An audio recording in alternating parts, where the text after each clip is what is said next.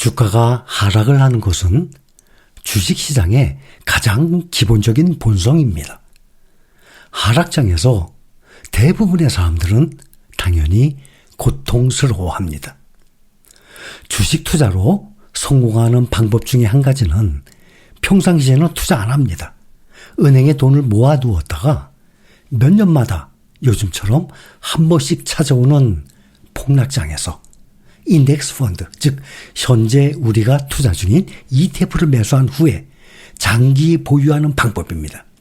그런데 주가가 작년, 재작년, 23년, 24년처럼 꾸준히 상승하는 과정에 그것을 매수를 안 하고 은행에 현금을 넣어둔다는 것이 결코 쉬운 일이 아니거든요. 이 방법이 어렵고 힘들다는 주식 투자에서 가장 단순하고 쉽고 안전한 투자 방법입니다. 그러니 요즘 같은 하락장에 돈을 오히려 투자를 안 했다면 요즘 같은 하락장에 들어와야 되는 것입니다. 이렇게 ETF에 투자를 한 사람은 은퇴 후에 필요한 금액만큼의 주식을 매도하면서 생활에 나가면 됩니다. 금융위기 때 2009년 3월 9일 S&P 500 지수가 666까지 하락을 하면서 최저치를 기록했던 날이었습니다. 2009년 3월. 이 날을 기준으로 전 세계 부의 최대 반 가까이 45%가 파괴가 되었다는 평가가 나오고 있습니다. 그런데 이 날을 기준으로 완전히 바닥이었죠. 2009년 3월 S&P 500 지수 지금 6,000이 넘었었습니다. 최고 6,114까지 갔다가 지금 5,200~300대에서 오르내리고 있습니다. 이때는 666이었어요. 이날을 기준으로 전 세계 부의 거의 반 가까이가 날아갔습니다. 그런데 이날을 바닥을 기준으로 금융위기 이후 주식시장이 반등하기 시작을 했고 S&P 500 지수가 700거래일 만에 2배로 상승했습니다. 그런데 지금은 약 8배나 상승을 한 상태예요. 2009년 3월 이 시기에 모든 사람들은 미국 정부가 미국의 대형 은행들을 국유화해야 할 것이라고 생각했던 때였습니다. 그 당시 찰리 먼거, 워런 버핏의 파트너죠. 버크셔 해서웨이 부회장이었던 찰리 먼거는 웰스파고 은행의 주식 160만 주를 주당 약 8.58달러의 가격에 매수했어요. 그때 8.58달러 웰스파고. 그런데 지금 확인해 봅시다. 웰스파고 주가가 지금 현재 64달러입니다. 그때의 가격에서 7.5배나 상승했습니다. 미국에서 항상 말씀드렸죠. 평생을 주유소 직원과 백화점 청소부로 인생을 살면서 100억에 가까운 주식 재산을 모았던 로널드 리드. 이 사람의 포트폴리오도 보면 가장 큰 비중의 종목 웰스파고였습니다. 그 다음이 프록터 앤 갬블, P&G라고 그러죠. 2009년 3월보다 1년 7개월 후 2010년 10월에 상장한 종목이 있습니다. 우리가 투자 중인 대표 종목 타이거 미국 나스닥 100. 이 ETF는 웰스파고보다도 더 늦게 1년 7개월 후에 상장을 했는데도 14배까지 상승했다가 지금은 11배나 상승한 상태입니다. 비교를 해보면 2009년 3월에 바닥이었던 웰스파고보다 1년 7개월 늦게 상장을 한 우리가 투자 중인 타이거뿐만이 아니죠. 나스닥 100이에요. 코덱스, 에이스도 다 마찬가지입니다.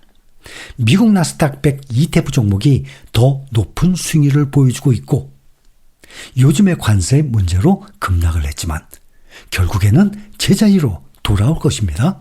역시 S&P 500과 나스닥 100 ETF를 중심으로 꾸준히 수량을 모아나가는 방법이 가장 안전하고 수익률 또한 웬만한 종목들의 수익률 능가할 것입니다. 우리는 현재 세계 1등 시장에 투자 중입니다. 그것도 각자가 개별 종목에 투자 중인 분들도 계시겠지만 대부분은 좀 더 안전하고 분산 투자 효과가 있는 ETF에 투자 중입니다. 우리가 현재 투자 중인 이 거대한 시장은 주가가 일시적으로 하락을 하더라도 불안해할 이유가 전혀 없습니다. 라고 장기 투자를 하기 위해서는 필수적인 여러분들의 강인한 마인드 형성을 위해서 몇 년째 수없이 반복해서 말씀을 드리고 있습니다. 미국 시장은 세계 그 어느 주식시장보다도 회복의 힘이 가장 빠른 시장입니다. 주가가 떨어지면 좋은 주식 싸게 살 수 있는 기회, 저가 매수 기회라는 것을 절대로 잊어서는 안 됩니다. 이렇게 말씀드리는 내용은 계속 말씀드릴 것입니다. 앞으로도. 다시 원래의 가격으로 오른 후에 더 높이 올라간다는 믿음, 그 확신을 가지고 있다면 이렇게 연중 행사로 나타나는 이런 하락 구간 얼마든지 이겨낼 수 있는 강인한 멘탈을 가지고 있어야만 또 그런 사람이 평생을 주식을 보유하면서 그 주가의 상승분을 생활비로 사용할 수 있게 되는 것이기 때문 아닙니까? 1년 중에 수시로 오르내리죠.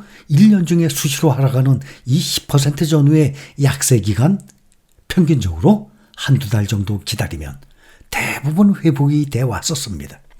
이 정도의 기간도 참지 못하겠다고 하는 사람 분명히 계세요. 주식 투자를 잘못 알고 시작한 것입니다.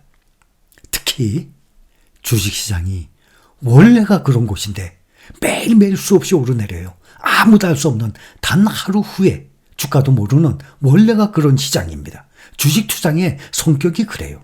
그런데 주가가 하락했다고 주가의 하락을 남 탓으로 돌리는 사람이라면 정말 그야말로 주식 투자를 할 자격도 없는 것입니다. 주식 투자는 인내심으로 몇 년 동안을 기다려야 하는 투자 방법이고 또 몇 년을 기다려야 이 결과가 나오는 투자 방법인데 단 몇 달도 기다리기 힘들다면 그것은 본인에게 문제가 있는 것이지 주식시장에 문제가 있는 것이 절대 아닙니다. 주식 투자를 부동산 투자하듯이 해야 한다. 이거 당연한 겁니다. 집을 산 후에 수시로 사고 팔고 하는 사람이 세상에 어디 있습니까? 집을 한번 사면 적어도 10년 전으로 보유를 하게 되죠. 집을 한번 사면 몇십 년 동안 안 팝니다. 주식 투자도 마찬가지로 생각하면 되는 거예요. 그러나 강세장이 지나고 몇 년에 한 번씩 오는 약세장, 즉 한번 우리 경험했죠? 재작년 2022년도와 같은 약세장이 오게 되면 그때서야말로 인내심이 필요한 구간이에요. 강한 멘탈이 필요한 1년, 2년 정도에 기다려야만 하는 구간이 옵니다. 분명히 옵니다. 우리의 노후 자금을 은행에 잠자게 넣어두는 것이 아니라 내가 잠을 자는 동안에도 24시간 열심히 일을 해서 세계 1등 기업들의 골고루 투자를 한 상태입니다.